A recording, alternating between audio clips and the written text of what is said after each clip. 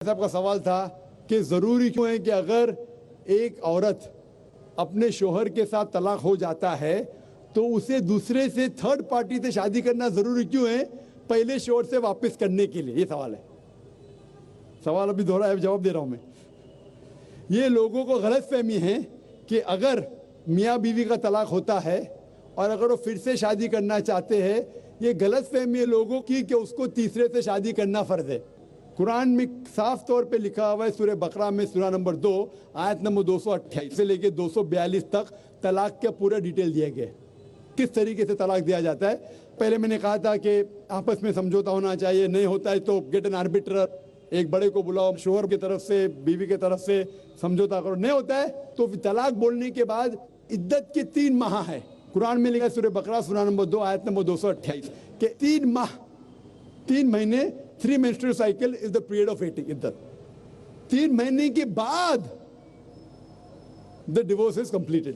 लेकिन 3 महीने के दरमियान अगर मियाँ बीवी वापस में रुजू होना चाहते तो हो सकते, तलाक नहीं होता है।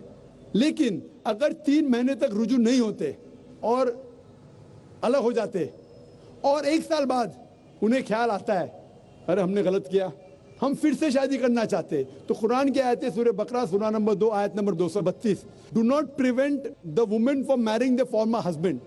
आप औरतों को अपने पुराने शोहर से शादी करने से मत रोकिए। तो वो औरत फिर से अपने पहले शोहर से शादी कर सकती है, लेकिन नया निकाह नया मेहर, न्यू मैरिज न्यू मेहर। No no no, what you are saying is a misconception. I will come to it. लोग समझते हलाला की जरूरत है, हलाला जैसी कोई चीज कुरान में है नहीं, मैं उसके ऊपर आऊंगा। लेकिन फिर से शादी करने के बाद फिर से इन लोग जिंदगी बसर करते, 3-4 साल बाद फिर से कुछ नाइत्तेफाकी होती है, फिर से तलाक।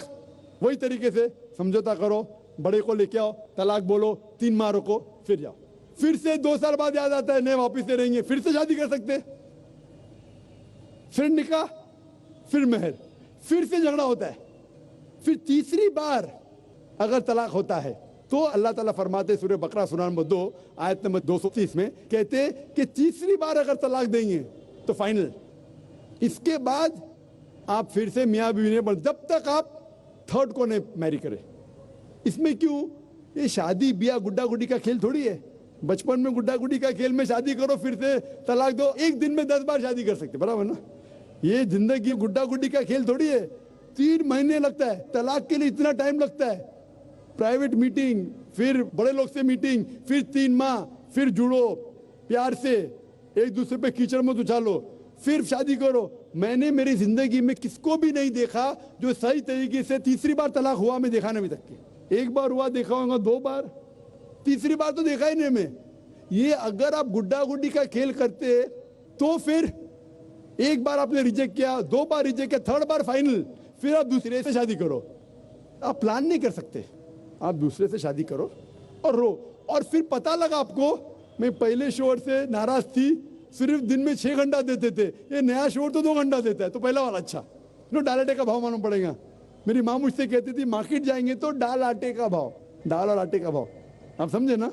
तो हो सकता है क्या, मालूम पड़ा मैं मेरे शोहर से झगड़ा करती थी, वो बीवी कहेंगी, मालूम पड़ेगा नया शोहर तो पुराने वाले से बदतर है, आप समझ रहे ना। और फिर अगर नए वाले से डिवोर्स हुआ, सेम तरीका, आपस में समझौता, प्लानिंग नहीं। अगर प्लानिंग करेंगे कि एक रात तुम्हारे साथ सोऊंगा और फिर तलाक देना, ये हराम है, आप समझ रहे ना। ये कुछ लोग करते हैं, मैं जानता हूँ मुस्लिम माशरे में, वो हराम करते। प्लानिंग करना, तुम्हारा शोहर बनूंगा, एक रात बाद तलाक दूंगा, फिर तुम शोहर शादी करना, ये हराम है। कुछ लोग करते हैं, गलत करते, कुरान में ऐसा नहीं लिखते। तो अगर तीसरी बार तलाक के बाद या पहली तलाक के बाद भी, पहले बार तलाक दिए, दूसरे से शादी किए, फिर पता लगा सही नहीं, तो वापस जा सकते, आप समझे ना। तो ये जो है जरूरी है थर्ड पार्टी के पास जाना, अगर 3 बार सही तरीके से तलाक हो तो इस्लाम में इतनी छूट है माशाअल्लाह, और इतना सही मजहब है, it's the most practical way of life. Hope that answers the question.